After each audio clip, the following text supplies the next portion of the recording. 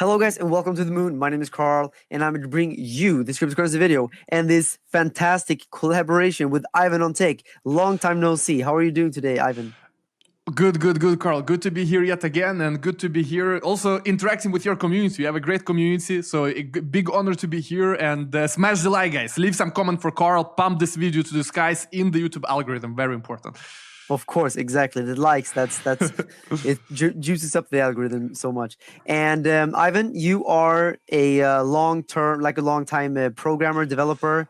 You have so much knowledge about the fundamentals of altcoins, much more than I could ever have. So whenever I bring you on, I always want to know the juicy facts about specific altcoins. And I know that there are a few top alts that have been in the spotlight in the recent few weeks. We're going to talk about that, but first I think I want to just ask you, are you generally bullish on altcoins right now or bearish versus Bitcoin specifically?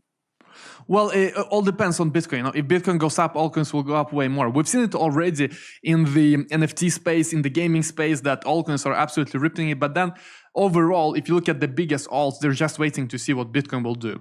And if it is the case that we enter a bear market, I would be more bullish on gaming alts, on different alts that have to do with NFTs, with community, because people will always play online games and crypto games. And crypto games are actually fun now. That's the thing. So if Bitcoin dumps like hell to 20K back, and by the way, go and watch video on my channel with Carl. We're going to discuss what Bitcoin is going to do next. But if it goes down, let's say, to 20K, NFTs and all of that, I'm sure will perform well. Why? Because the communities are so strong. I mean, what do people do in a bear market? It's so boring. What do? You go to your community, your apes, Bored Ape, your crypto kongs. There are so many of the crypto punks, all these different NFT communities. I think they will hold very strongly in the bear market. Not talking about specifics, but in general, I think that gaming space is gonna be here for a long time. And then, of course, we do see the big projects like Solana, like Elrond, and so on and so forth, also performing quite well, even against Bitcoin. Bitcoin goes up a bit, people get a bit bullish, and you see alts exploding. So, of course, alts, it's a great concept, especially now that we have a recipe for alts in the bear market, and that's gaming. I'm sure people will play all of this, Axis in the bear market as well.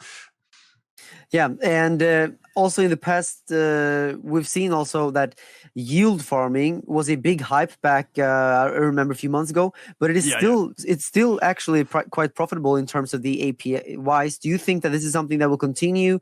And are you doing any type of yield farming on these? We have Pancake, we have Ape. There are so many. No. Number one, we're seeing many hacks. You saw Poly network hack, 600 million. I don't want to give away my funds, and earn some percent. In some cases, it does make sense when it's like hundreds and hundreds of percent, but that has died down a bit.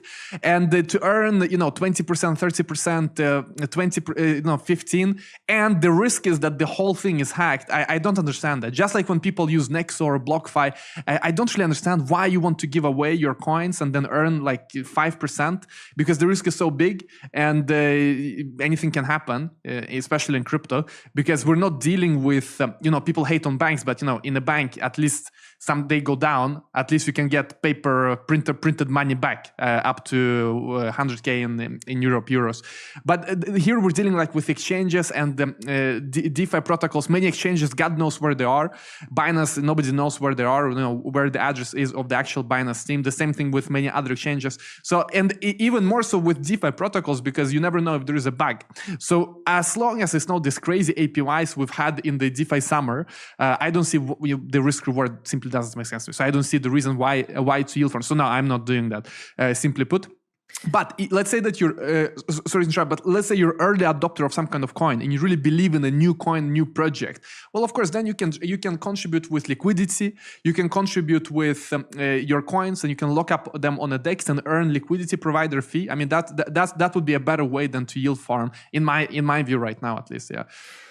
Yeah, I mean, I think it is clear that if you get 100% APY, then it is because there's a big risk you're taking. So yeah, the same with 5% if you're using whatever centralized platform, there's always a risk, and that's where you're getting paid. But that's crazy. The risk is so huge because they could get hacked. They can get government action where the government says, hey, you know what, now we have new regulation, freeze everyone's accounts. You never know. That's the thing. And when it comes to 5%, 10%, I don't know why people are doing that, because you can go to altcoins, you can get those 5-10% in another way, which is maybe even less risky. I mean, if you want to earn 5%, why give it away to a centralized company? Go trade on Uniswap. There are so many different ways to do it that, in my view, make more sense, especially after the recent hacks. We're seeing all of these DeFi hacks, and that's why, it doesn't make sense to earn a few percent. Yeah, okay. I get your points definitely there. And speaking of altcoins pumping, I mean, in recent, we recently saw Solana have a huge increase in price in just a few days. Yeah.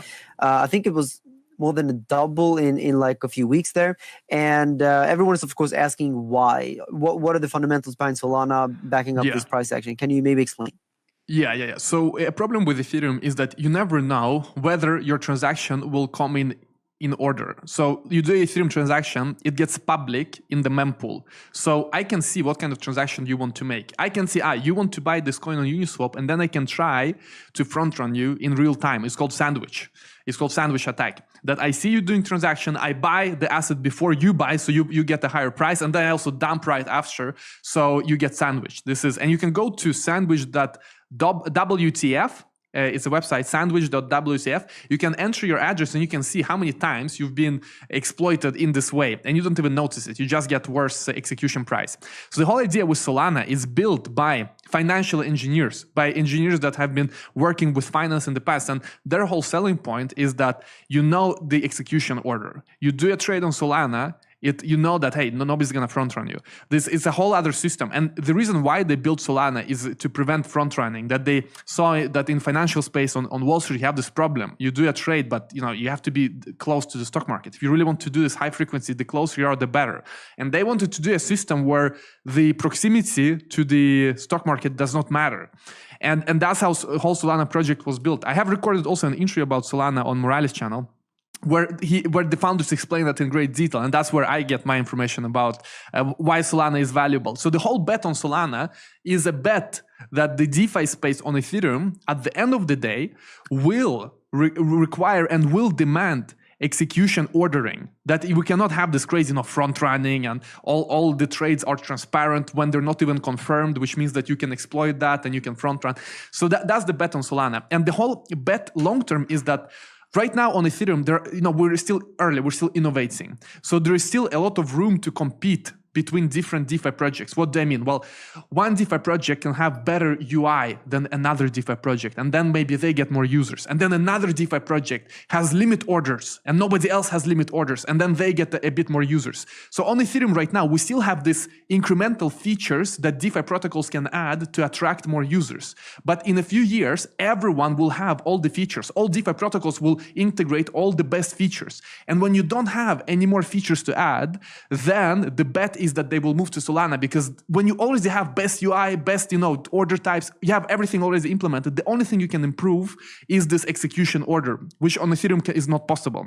So that is the bet. Look, when everything is already mass adopted on Ethereum, the only way to move ahead is to then go to Solana when you have all the features. Does that make sense? You sound very bullish on Solana. Can I assume that you have a big bag of Solana as well?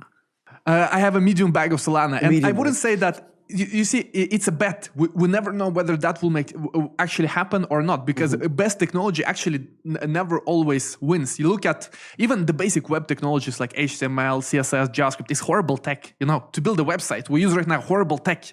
3 different programming languages we use to build one website. So this shows that historically, best tech doesn't always win. But the bet on Solana, I'm explaining why people are bullish on Solana. And the reason is because it is the execution order. That if it is the case that DeFi protocols will demand execution order, they will be on Solana. But Solana also has problems. Number one is that it's very early on in terms of tools. If you want to run your own node, it's terabytes and terabytes of data and hard drive and resources you need to have. So not everyone can run their own node. It's if you have a business, you can run your own node. If you are a normal Joe, you will not run your own node, because it's going to be your whole salary times 10 probably. So it's a very different approach. Let's see which wins. All right. Thank you so much for that valuable information. And I think also many people are wondering, Ivan, because you have been a little bit more silent on YouTube lately, not as active anymore, because you were grinding the bear market Yes. before. You were doing videos every single day. And also you have a new studio now and everything. So can you just explain, where is Ivan right now? Well, yes, we are in a new studio, but most importantly, the reason why we do less YouTube is because we build the blockchain infrastructure, because we believe that in order for blockchain to become big, blockchain developers need to have great tools. Because right now, blockchain developers, they have primitive tools. For example, you want to build an app on Ethereum, let's say you build your app, and then you want to adopt Solana. How do you do that? You have to start from zero. So right now, blockchain is kind of where computers were before Microsoft, before Windows, before operating systems, where each developer in the past, when you build a PC application, you had to build for specific hard drive, specific monitor, specific CPU. And then a new CPU comes and your app doesn't work anymore. But then Windows came and said, hey, build on Windows, it will work with all hardware, all printers, everything will just work. You build your app for Windows, we will ensure everything else works. So our project Moralis is the same. You build on Moralis, your app works on Ethereum, on Binance, on Matic, on Polygon, on Solana, anywhere. And you don't have to do any adjustments. And that's how we think that we will propel the industry forward. So look, if you're holding any bag, all of you guys watching this, if you're holding any bag and the coin does not move, tell the team to check out Moralis, because their roadmap will be much faster if they adopt Moralis. So that's our biggest bet right now, because at the end of the day, I've always wanted to build something in crypto, not just talk about crypto, but also build something in crypto, because it's so early. Look, there are so many things to be done, and I, as an engineer, I've been wanting to build something. So Moralis is this platform that allows cross-chain dApps to be built quickly. They work everywhere on any blockchain, and all future blockchains they will work on. So that's what we're doing mainly right now. Very cool, very cool. So please keep us updated, Ivan, on the developments there, okay? For sure, guys. Perfect. And is there anything else you want to leave us with before we wrap up this amazing collaboration? Well, I want to thank you, Carl. Thanks a lot for inviting me to the show. It was fantastic to be here, and hopefully you guys who are watching, you learned something. Let me know in the comment section whether you now know a bit more about Solana or not, because I think that's the whole point of this video. I think we focus mostly on Solana, and that's the most important thing that you guys have understood. So let us know in the comment section whether you did or not. Let me know whether you're bullish, bearish on Solana, and see you guys soon. Hopefully I can be back very soon as well. Yeah, exactly. Do we have any Solana fans? Smash the like button in that case. Exactly. That's cool. All right, Ivan, thank you so much. And also, of course, guys, link down below to Ivan's channel. Go and smash the like button on his channel as well. But that is it for this episode. And if you guys want Ivan back another time in the future, comment down below. Thank you, Ivan. See you in the next collaboration. Thanks, guys.